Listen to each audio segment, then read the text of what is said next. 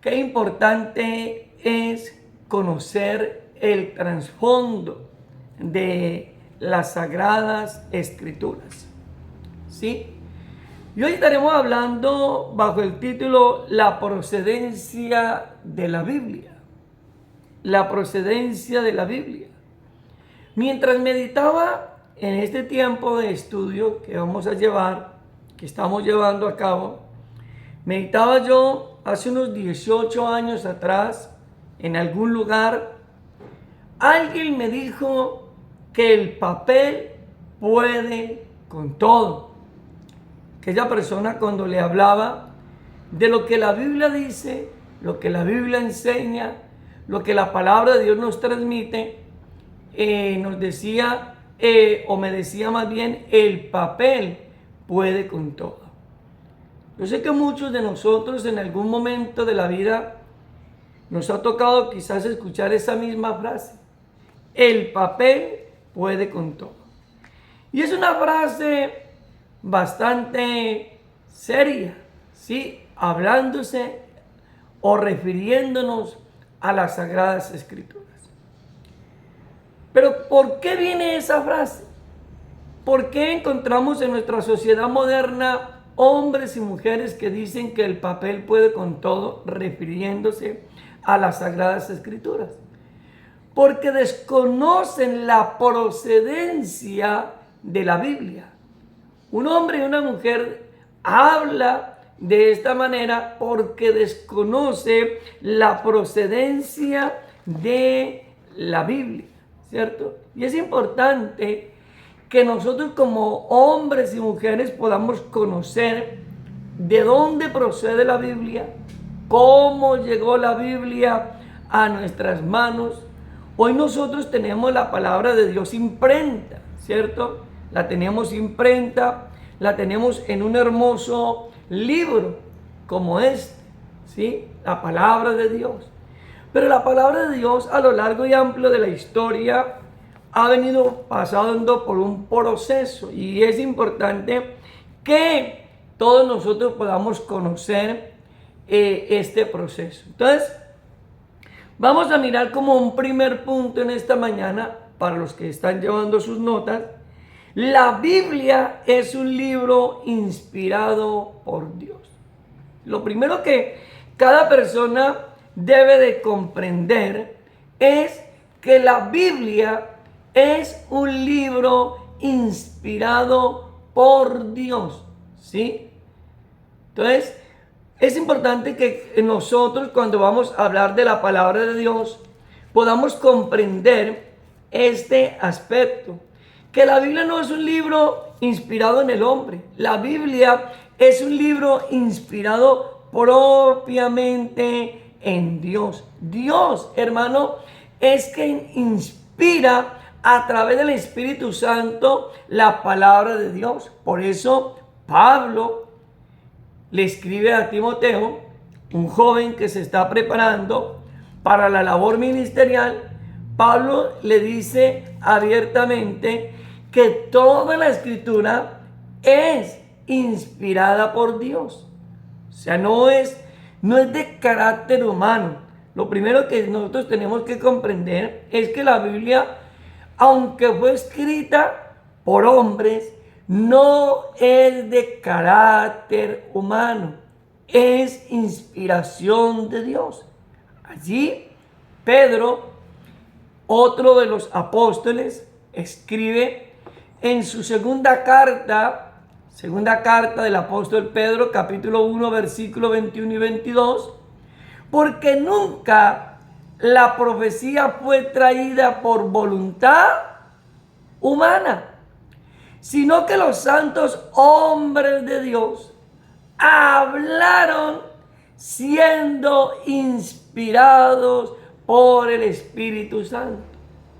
La palabra inspiración viene de un vocablo o de un término griego que es el griego, el término neuma, ¿cierto?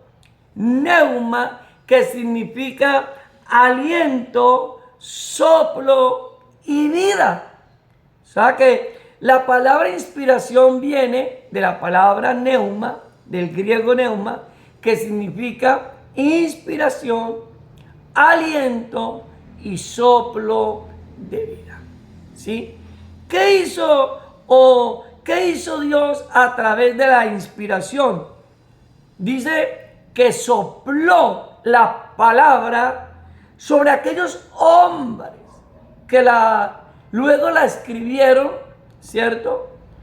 Pero Él la sopló la palabra para que ellos, hermano, pudieran escribir lo que hoy nosotros diríamos, le habló, ¿no? Pero en el griego no dice habló, sino que sopló. Ahora nosotros podríamos traducirlo según nuestra lengua española, podríamos decir le habló.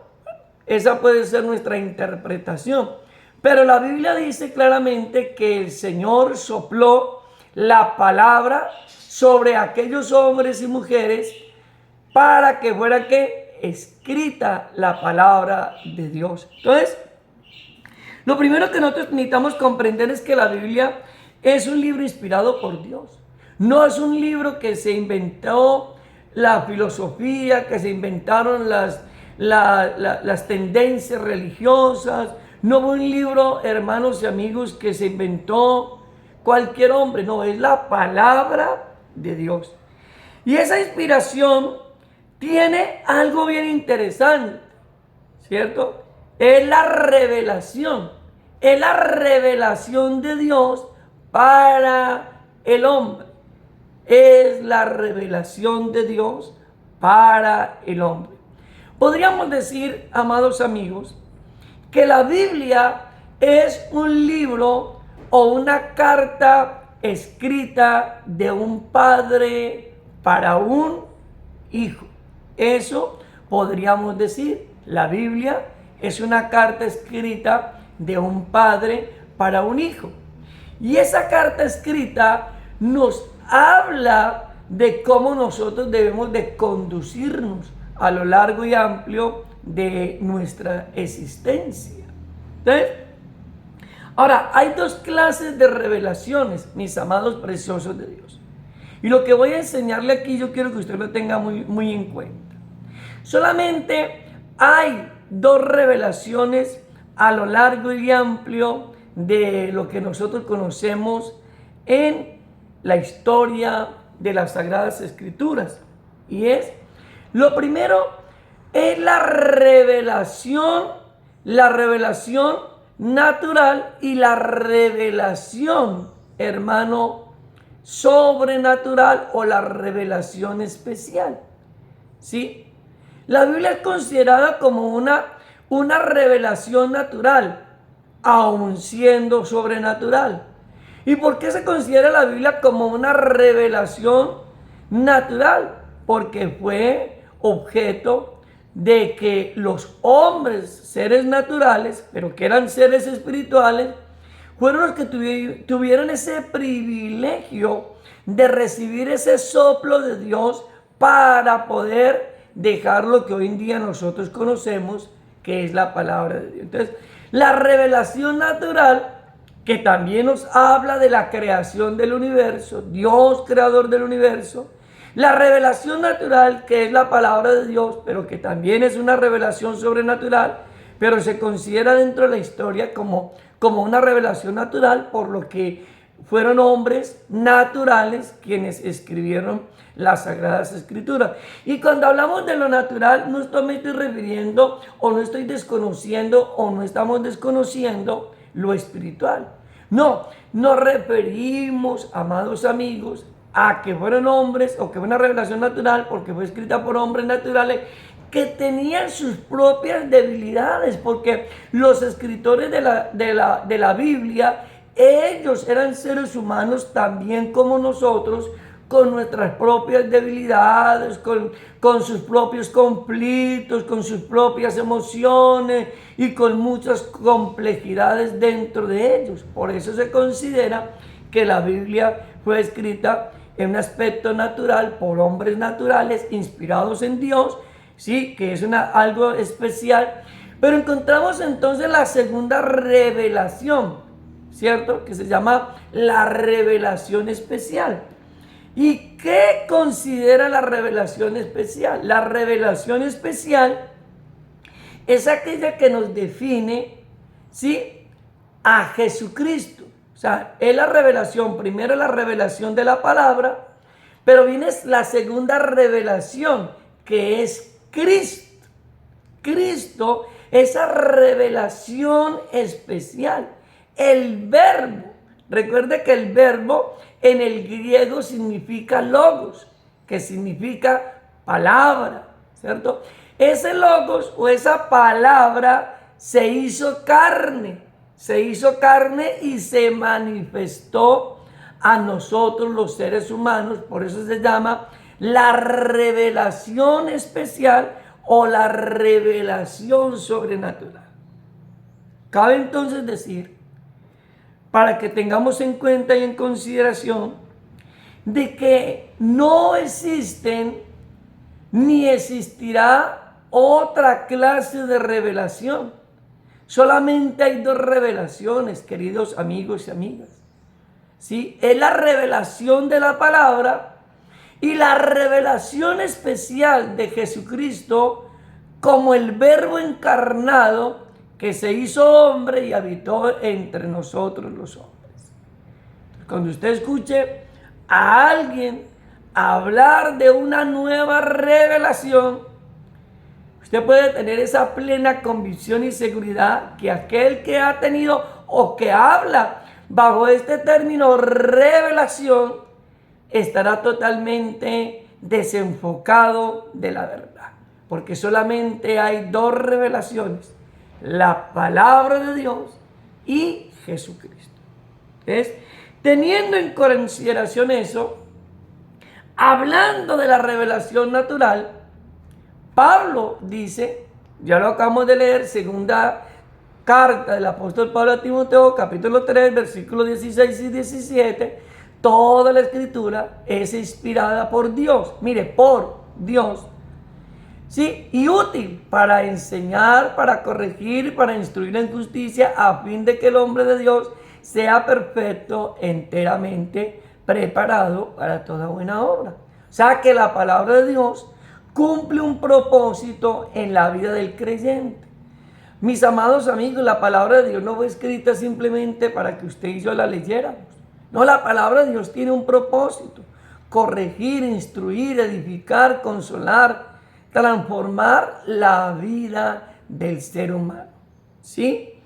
Ahora, dentro de esa revelación que ya hablamos, que es la revelación natural, encontramos entonces la revelación sobrenatural. Vaya conmigo a San Juan, libro de San Juan, capítulo 1, versículo 8, y ahí vamos a encontrar esa revelación de las cuales estoy mencionando, que es la revelación especial. San Juan 1:18 dice: a Dios nadie le vio jamás, el unigénito Hijo de Dios, el unigénito Hijo que está en el seno del Padre, le ha dado a conocer.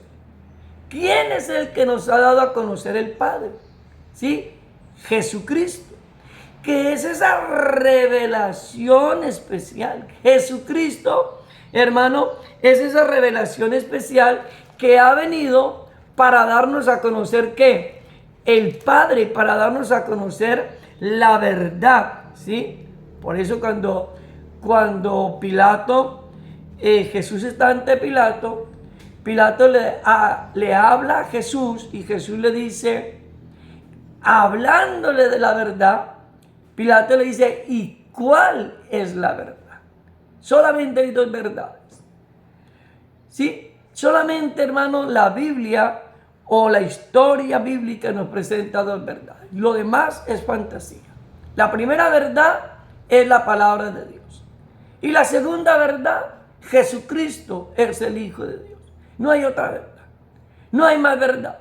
¿Cierto? O sea, la palabra de Dios, que es la verdad, y Jesucristo, que es que la verdad.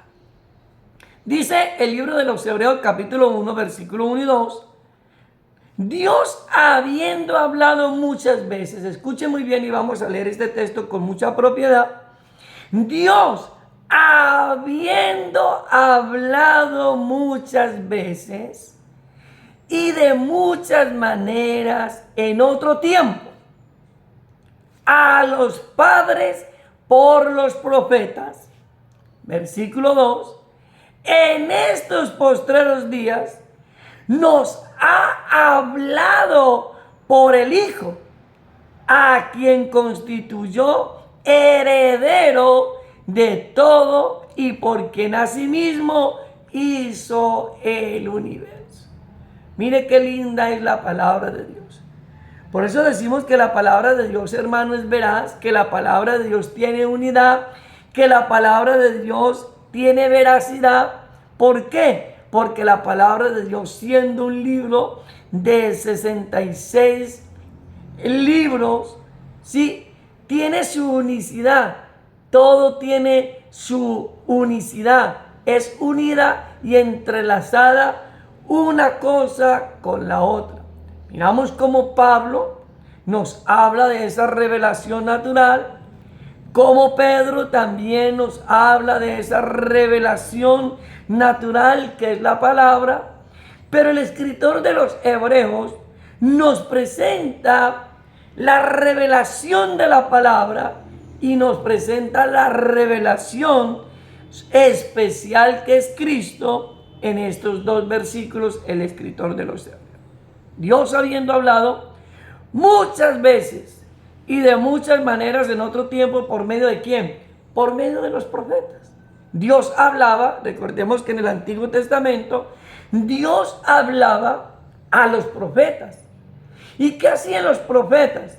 Los profetas no solamente escribían la revelación y la inspiración de Dios, por eso encontramos los libros proféticos.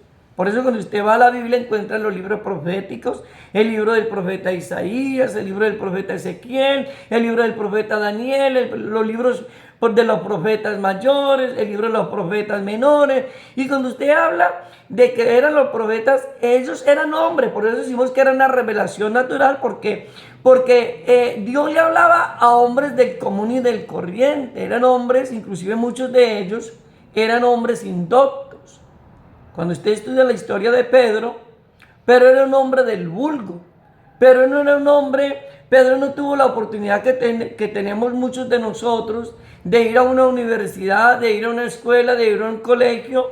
Pedro no conocía lo que es la hermenéutica, la exegética, la homilética, la apologética y todo lo que termina en ética. Él no conoció eso. Pero Dios se reveló a Pedro, ¿cierto?, y le inspiró, le sopló la palabra, y por eso Pedro nos escribe o nos deja plasmado en su primera y segunda carta del apóstol Pedro, nos escribe aquella revelación natural que es la palabra, nos la escribe. Los profetas hicieron lo mismo. Los profetas hablaron, hermano, siendo inspirados en Dios, recibieron el soplo de Dios, para que ellos no solamente escribieran lo que Dios les dijo que iba a suceder, sino que también para que en aquellos tiempos le hablaran al pueblo, ¿sí? Le hablaran al pueblo. Y cuando usted mira a los profetas, lo que hacían los profetas en aquel tiempo era exhortar al pueblo para que regresara o volviera a Dios. Entonces, es muy importante, preciosos de Dios, conocer de dónde la procedencia de la Biblia, para que nosotros no caigamos en qué, en condiciones incorrectas, para que nosotros de pronto no digamos algo que se sale dentro del contexto de la verdad.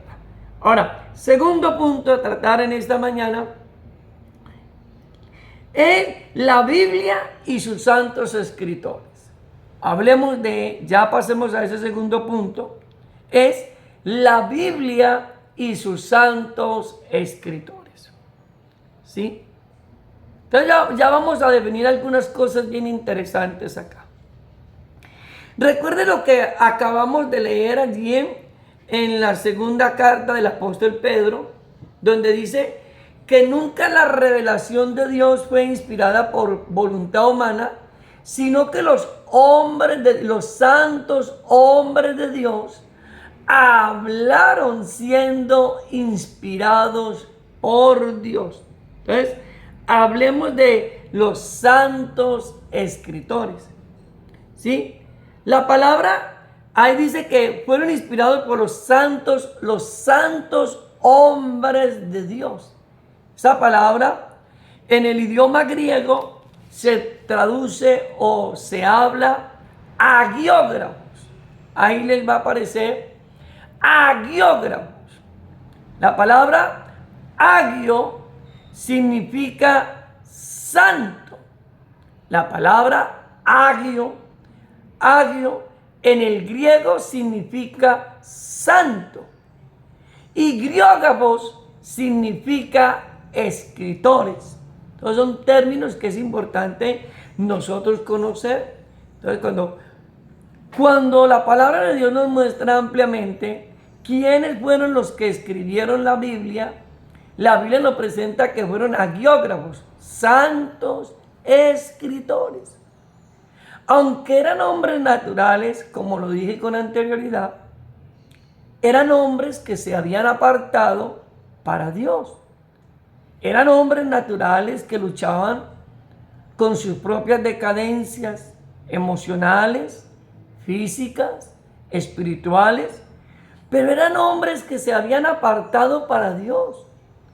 Por eso a mí me aterra hoy en día, con mucho respeto lo voy a decir, cuando uno escucha gente que habla de nuevas revelaciones o que habla de revelaciones, pero le hablan a uno de revelaciones, pero uno dice, bueno, ¿cómo puede un hombre o una mujer que no vive una vida en santidad para Dios tener revelaciones?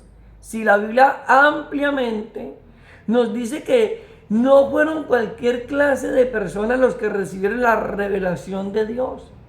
Fueron santos hombres de Dios quienes recibieron la inspiración y la revelación de Dios para que hoy nosotros tengamos, hermano, ese libro precioso que se llama las Sagradas Escrituras o que se llama la Biblia. Entonces, la Biblia, yo quiero que eso lo quede usted muy claro, aunque fue escrita por hombres naturales, por hombres que tenían sus decadencias, que tenían sus luchas, pero fueron hombres que decidieron apartarse para Dios, ¿cierto?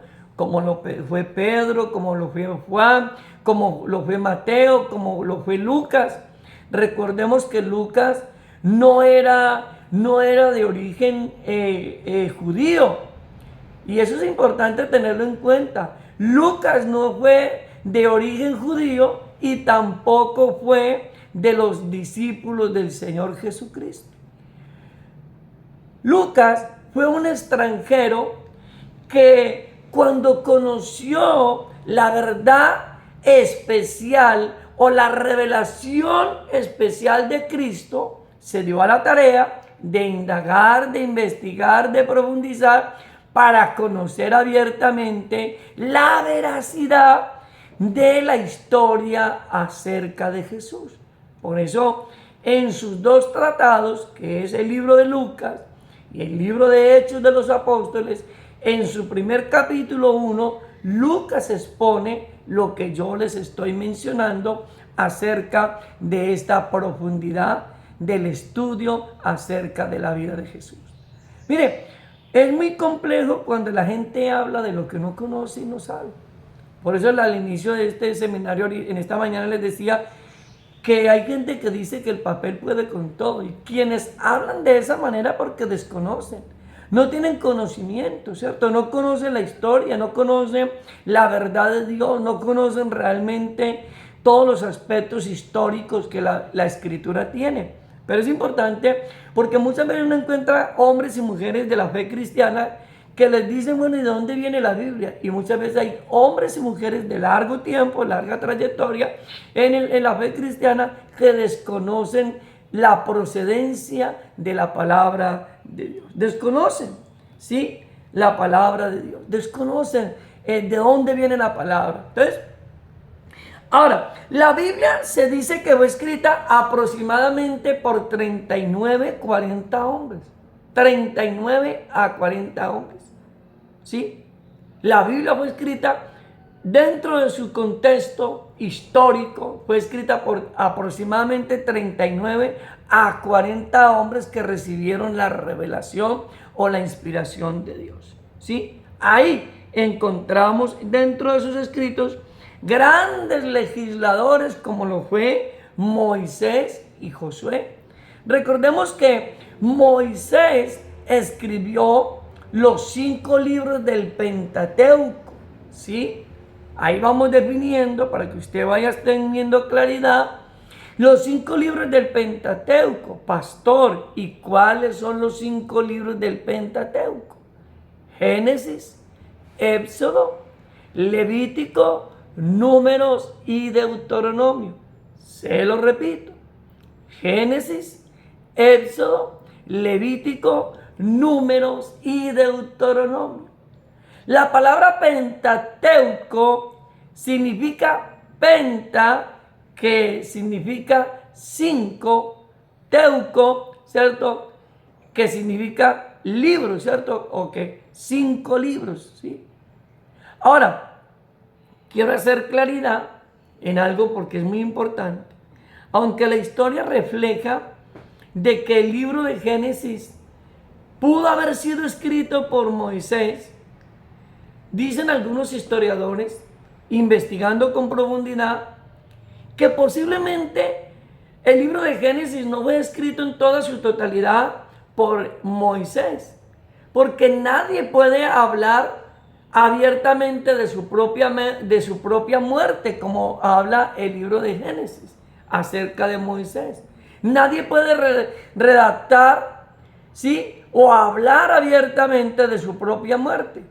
Entonces, se dice que el libro de Génesis, una gran parte del libro de Génesis fue escrito por Moisés y la segunda parte fue escrita por otro escritor que algunos pues no tenemos con confiabilidad quienes hayan sido los que participaron de esa segunda parte de la escritura del libro de Génesis. Pero dentro del canon doctrinal de la Tanaj, que es el canon doctrinal judío, aparecen los 5 primeros libros de la Biblia como el Pentateuco, escritos propiamente por Moisés. Entonces encontramos esos 5 libros escritos por legisladores. Por eso es importante, hermanos y hermanas, poder conocer todo eso. Y Josué, ¿quién fue Josué? Recordemos que Josué fue un gran legislador. El hombre fue un hombre que estuvo allí legislando, guiando, dirigiendo al pueblo de Israel, ¿sí?, llevándolo rumbo a la libertad. Entonces es importante, y encontramos el libro de Josué, y ahí vamos a quedar en esta mañana, el libro de Josué, que nos habla de la conquista. El libro de Josué que nos habla de la conquista, que nos habla de cómo Dios a través de Josué llevó el pueblo a ocupar la tierra prometida. Entonces eso nos habla el libro de Josué, y el libro de Josué está considerado dentro del Antiguo Testamento como un libro histórico, ¿sí? Entonces es importante tener en cuenta todo esto.